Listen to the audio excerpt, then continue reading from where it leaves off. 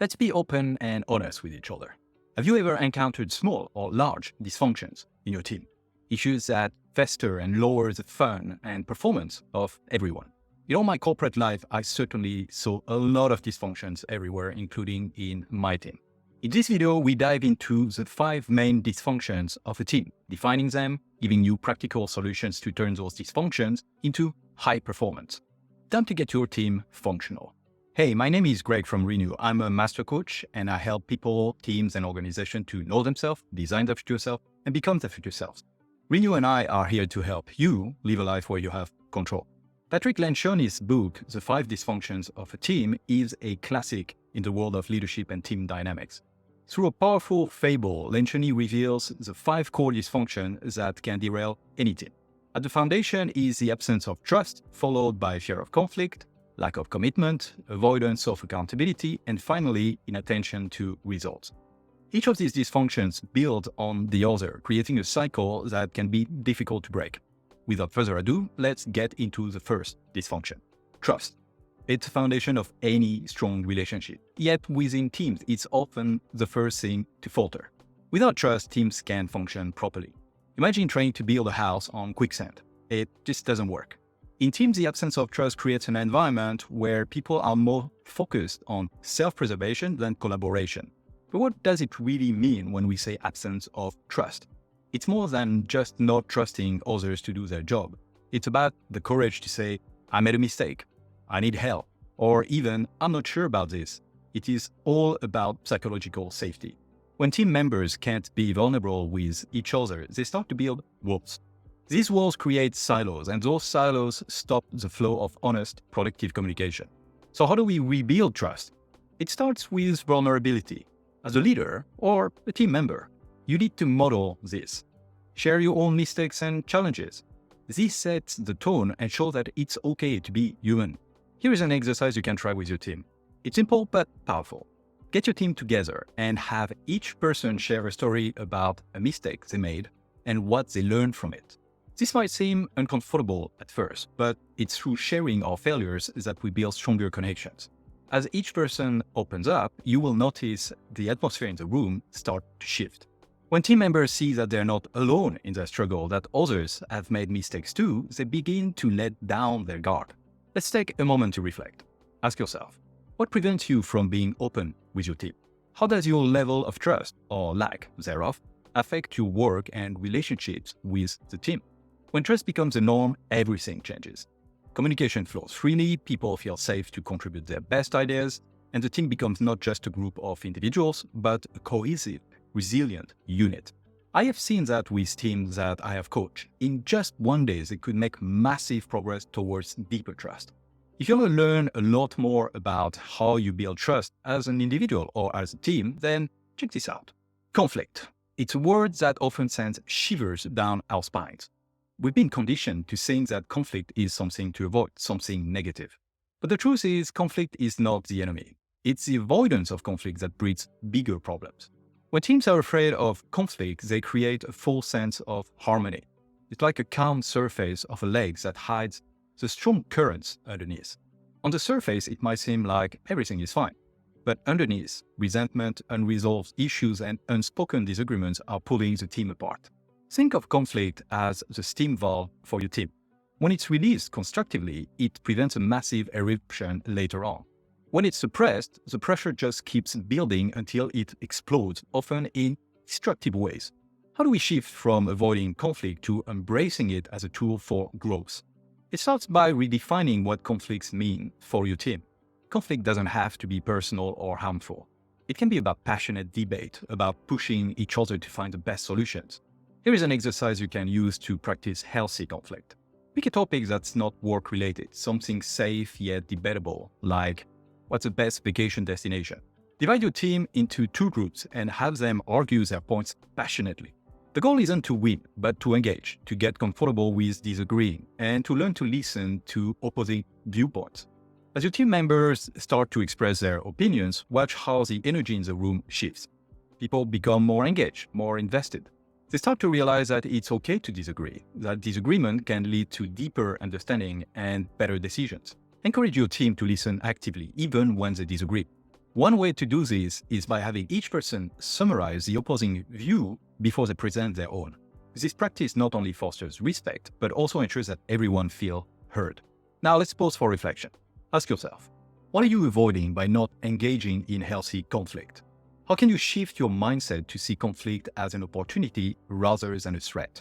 When I was a young manager, I used to avoid conflict within my team, which created a lot of unheard tensions. That is the first thing that I learned to fix with the support of my coach. And it was all about redefining what conflict was for me. When conflict is handled with respect and openness, it becomes a catalyst for innovation and stronger relationships. It pushes a team to confront issues head-on, leading to solutions that are not only creative, but also supported by everyone involved. If you want to learn more about how to handle conflict in any situation, then check this video out. You like this video so far? Then you know what to do. Also subscribe to the channel and put the notifications on if you want to receive content like this every week. And check out in the video description other YouTube videos and links which are talking about the same topic. Commitment. It's a glue that holds team together, turning decisions into actions and plans into reality.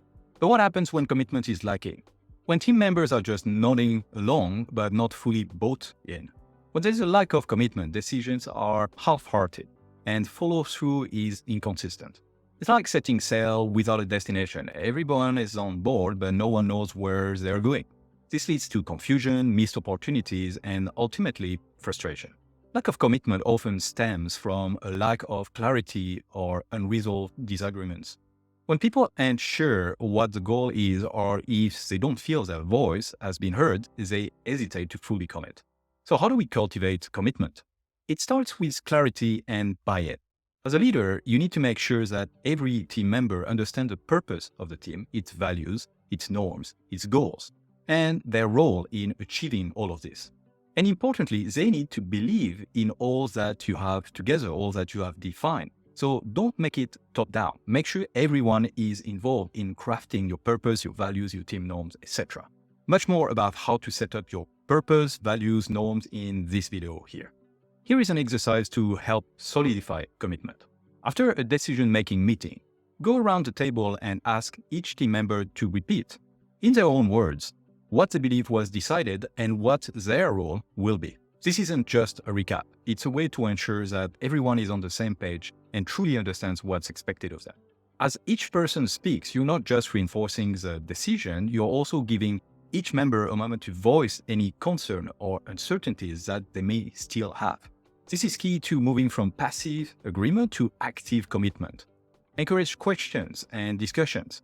If someone's not clear on something, it's likely that others have similar doubts. Addressing these in the moment not only clears up confusion, but also strengthens the team's resolve to follow through. Let's take a moment to reflect. Ask yourself, what clarity do you need to fully commit to your team's decisions? How can you ensure that your team is aligned and committed to the same goals? When everyone is committed, the team moves forward with a sense of purpose and direction. It's no longer about individual tasks. It's about a collective effort to achieve a shared goal. Accountability, it's the backbone of any high-performing team. Without it, even the best-laid plans can fall apart. When team members avoid accountability, they let standards slip, deadlines pass, and goals go unmet. When accountability is missing, it creates a culture of mediocrity. Tasks get delayed, mistakes go unaddressed, and team members start to lose trust in each other's ability to deliver. It's like trying to row a boat with only half the oars in the water. Progress is slow and frustration builds. So how do we create a culture where accountability is embraced rather than avoided? It begins with setting clear expectations and having the courage to hold each other accountable for meeting them. Accountability isn't just about calling out failures. It's about supporting each other to succeed. Start by establishing clear, measurable goals and then regularly check in on progress. But here is a key. It's not just the leader who should be holding people accountable. It's the responsibility of the entire team. Here is an exercise to help build accountability within your team. Pair up team members as accountability partners. Each pair should regularly discuss their goals, progress, and any challenges they're facing. This creates a support system where team members feel both responsible for and supported by each other.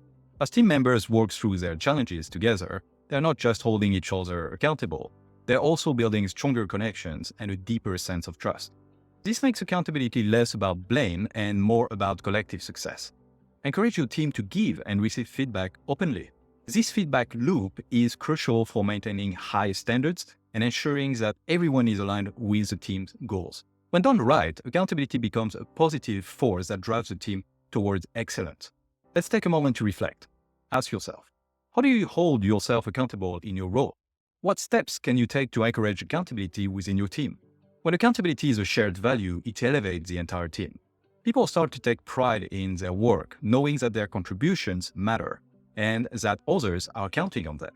It transforms a group of individuals into a truly cohesive unit. Results.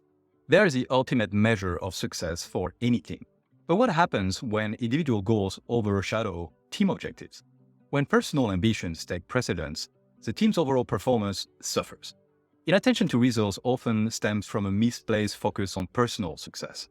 It's like running a relay race where each runner is more concerned with their split time than the team's final result. The baton gets dropped and the team falls short of the finish line. So how do we shift the focus back to team results? It starts by realigning the team's priorities. As a leader, you need to make it clear that individual success is important, but only if it contributes to the collective goal. One effective way to refocus your team is by setting team-based goals and rewards. When the entire team is working towards a shared objective, it creates a sense of unity and purpose. Everyone's efforts are directed towards a common outcome rather than individual accolades. Here is an exercise to help your team align on results. Instead of doing the traditional annual setting of objectives with a one-on-one between the manager and the staff, do a complete team exercise.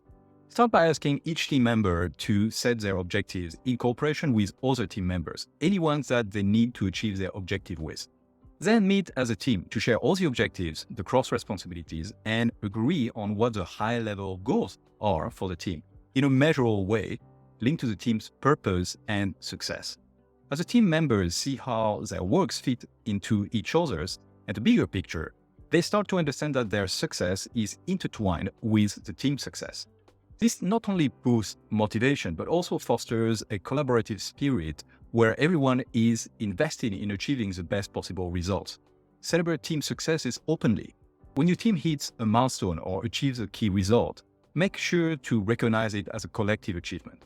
This reinforces the idea that the team's results are what matter most, and it encourages everyone to keep pushing towards the next goal. Let's take a moment to reflect. Ask yourself, are you more focused on your personal success than the team's success?